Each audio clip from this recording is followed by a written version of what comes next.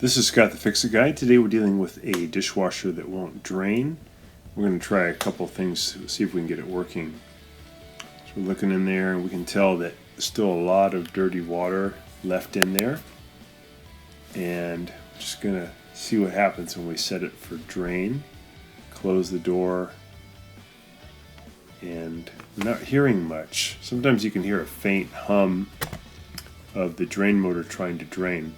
But when I feel the motor right here with my left hand, I feel it's warm. So I know it's getting power. It's trying to drain, but something's sticking in the impeller. I'm also going to lift up and down on this mushroom float to make sure it can move. So the machine knows that there's water in there. I'm also going to tap the pump while it's trying to drain with a small hammer, or you can use any piece of metal. Just tap it lightly numerous times. Sometimes that can get the impeller freed up.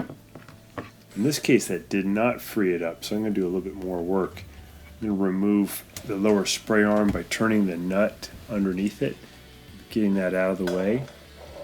And then I'm just going to try to use a cup to bail out the water. If you have a wet, dry vacuum, you can just vacuum it out. I've noticed that there's big chunks of a wine glass, so my suspicion is the wine glass broke and some of the small glass shards got sucked down into the drain and are now blocking the impeller.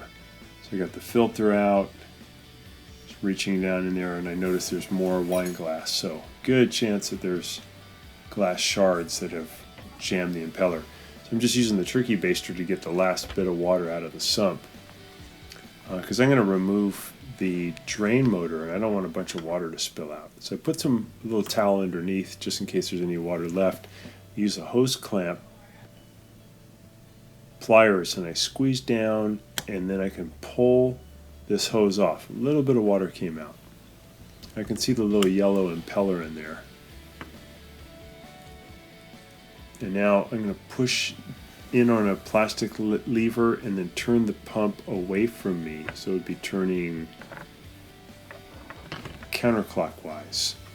You gotta turn it about a little more into the 90 degrees, and then it will come loose and you can pull it out.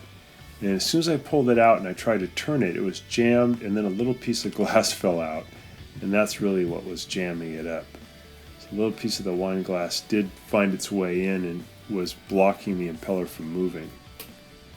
So here's what the little piece looks like.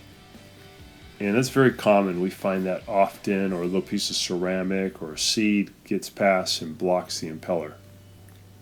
And these pumps do come off pretty easily. There's a little tab here you can push in on, and I'll show you here in a second. I'm just making sure this thing can spin now before I put it back in. Here's the little tab up on my index finger. Push down on that tab, and then you can turn the pump away from you, so it'd be going counterclockwise, and it'll come loose. Pretty easy to do. This is also the same procedure you would use to put on a new pump, but these pumps very rarely fail. It's usually something's blocking them. So I just put the pump back in, I turned it righty-tighty, or clockwise to lock it in, and now I'm just going to put the hose back on. I did look in the hose to make sure there's no obstruction in there. Looked good. Got that back on, I'm going to plug it back in, give it power, and then we'll give it a little test. Let's open it up. Get it set for drain. Make sure this thing can spin. We'll get a little water in there first and then set it for drain and see how it does.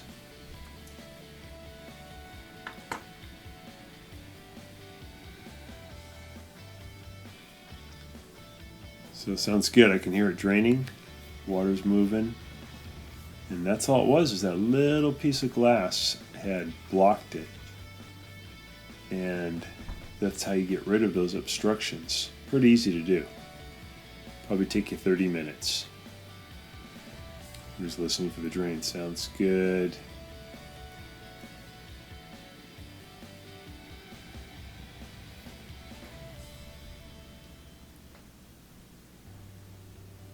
can see it draining.